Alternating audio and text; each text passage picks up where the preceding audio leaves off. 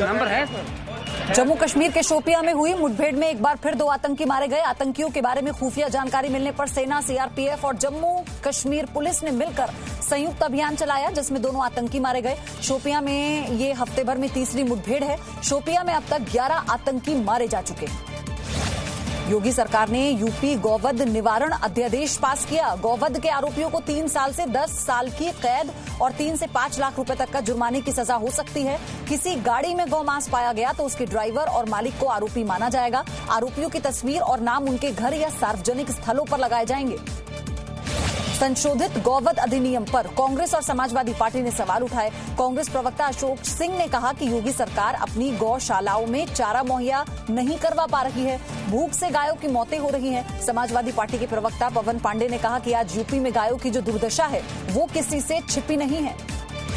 लद्दाख के गलवान समेत 4 इलाकों से चीन के सैनिक पीछे हटे। सूत्रों के मुताबिक चीन के सैनिक करीब 2.5 किलोमीटर पीछे हट गए। 2 से 3 बिंदुओं पर विवाद सुलझना बाकी है, लेकिन कई बातों पर मतभेद बरकरार भी बने हुए हैं। आज मेजर जनरल स्तर की चर्चा हो सकती है। 10 दिन में दूसरी कोर कमांडर स्तर की बातचीत। सेना ने पीएम मोदी और कैबिनेट को सीमा पर स्थिति की रिपोर्ट सौंपी। एलएसी पर चीन के ताजा हालात बताए गए। पिछले 1 महीने से लद्दाख में भारत और चीन की सेनाएं तैनात हैं। चीन के आक्रामक रुख को देखते हुए भारत ने भी लद्दाख समेत समूची सीमा पर सुरक्षा के इंतजाम कड़े किए। बीजेपी ने राहुल गांधी को नसीहत दी है कि वो चीन की तरफ से चलाए जा रहे दुष्प्रचार का शिकार न हो, दूसरों को शिकार होने से भी बचाएं। कांग्रेस नेता राहुल गांधी ने ट्वीट कर पूछा था कि क्या चीनी सैनिकों ने लद्दाख में भारतीय इलाकों पर कब्जा किया है। कश्मीर में सरपंच अजय पंडिता की हत्या का दी रेजिस्टेंट फ्रंट ने जिम्मा लिया है। फ्रंट ने कहा है कि उसके जिहादियों ने इस हत्या को अंजाम दिया। सूत्रों के मुताबिक किसी दूसरे आतंकी संगठन का भी ये काम हो सकता है। अभिनेता अनुपम खेर ने खुद को सेकुलर कहने वालों की चुप्पी पर सवाल उठाए।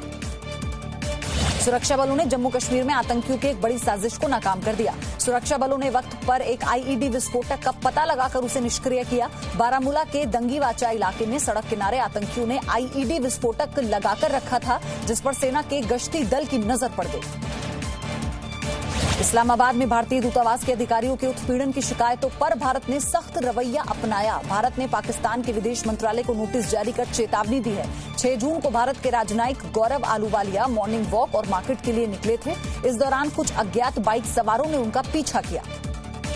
संसद का मानसून सत्र सोशल डिस्टेंसिंग के साथ कराना मुमकिन नहीं। राज्यसभा के सभापति वेंकैया नायडू और लोकसभा के स्पीकर ओम बिरला को दोनों सदनों के महासचिवों ने रिपोर्ट दी, जिसमें मानसून सत्र के कई विकल्पों पर विचार किया गया। ये कहा गया कि विज्ञान भवन में भी सभी सांसदों को बैठा पाना संभव नहीं होगा। भारत में कोरोना संक्रमितों की संख्या 2,67,000 के पार पहुंची। अब तक 7,467 की मौत। 50% के पास पहुंचा रिकवरी रेट। अनलॉक 1 शुरू होने के बाद कोरोना संक्रमण के मामलों में तेजी आई। सरकार की तमाम अपीलों के बावजूद लोग सार्वजनिक जगहों पर सामाजिक दूरी का पालन करने में लापरवाही बरत रहे हैं। मुंबई में कोरोना पॉजिटिव मरीजों के मामले में चीन के वुहान को पीछे छोड़ दिया है। मुंबई में कोरोना पॉजिटिव मरीजों की संख्या बढ़कर 51,100 हुई, जबकि वुहान में 50,340 पर थे मरीज। पिछले 24 घंटों में मुंबई में कोरोना से 58 मौतें हुई हैं। अब तक हो चुकी हैं कुल 1,760 मौतें। महाराष्ट्र में कोरोना मरीजों की संख्या 90,000 के पार हुई। मुंबई की स्पेशल पीएमएलए कोर्ट ने इकबाल मिर्ची की पत्नी हजरा मेमन को और उनके दोनों बेटे आसिफ इकबाल मेमन और जुनैद इकबाल मेमन को गैर जमानती वारंट उनके खिलाफ जारी किया। अब इसके बाद ईडी तीनों के खिलाफ इंटरपोल से रिकॉर्डर नोटिस जारी करने को कहेगी। 225 करोड़ की 3 संपत्तियां अवैध रूप से खरीदने का आरोप है। दिल्ली में 22 प्राइवेट अस्पतालों को 20% से ज्यादा बेड कोरोना संक्रमित मरीजों के लिए रिजर्व करने के लिए कहा गया है। दिल्ली में कोरोना मरीजों की संख्या 31,000 के पार पहुंची। कोरोना मरीजों की संख्या बढ़ी देख दिल्ली के इंडोर स्टेडियम को अस्थायी अस्पतालों में बदलने की योजना तैयार की गई।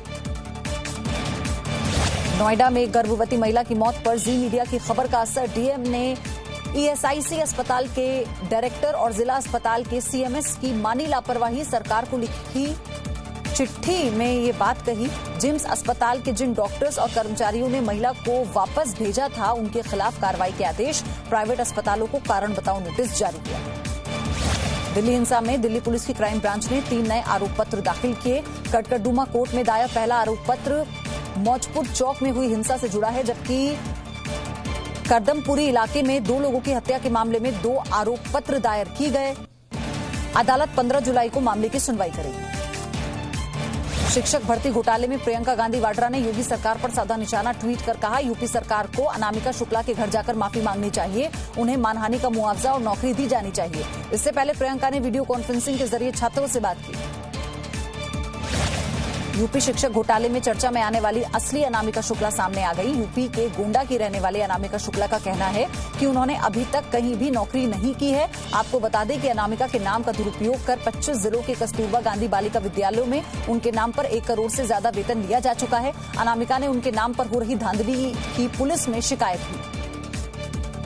चारधाम की यात्रा उत्तराखंड के श्रद्धालुओं के लिए खोल दी गई है। सुबह 7 बजे से शाम 7 बजे तक बद्रीनाथ, केदारनाथ, गंगोत्री, यमुनोत्री के कपाट स्थानीय नागरिकों के लिए खोल दिए गए। इस दौरान उन्हें सामाजिक दूरी का पालन करना होगा और मास्क पहनना होगा। दूसरे राज्यों से आने वाले यात्रियों के लिए अभी चारधाम यात्रा बंद ही रहेगी। असम के तिनसुकिया जिले के बागजान में तेल के कुएं में आग लग गई, जिसकी वजह से इलाके में अफरा तफरी मच गई। आग इतनी तेज थी कि आसमान में आग की लपटें और धुएं का गुबार छा गया। जानकारी के मुताबिक पिछले कई दिनों से यहां तेल और गैस का रिसाव हो रहा था, जिसे रोकने के लिए सिंगापुर से विशेषज्ञों की टीम बुलाई गई थी।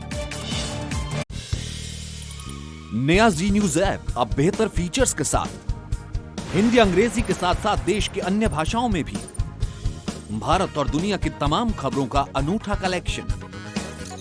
अपनी पसंद के मुताबिक सेट करें होम स्क्रीन पर अपने फेवरेट सेक्शन। साथ ही हमारे एडिटर्स द्वारा चुनी हुई दिन की बड़ी और खास खबरें।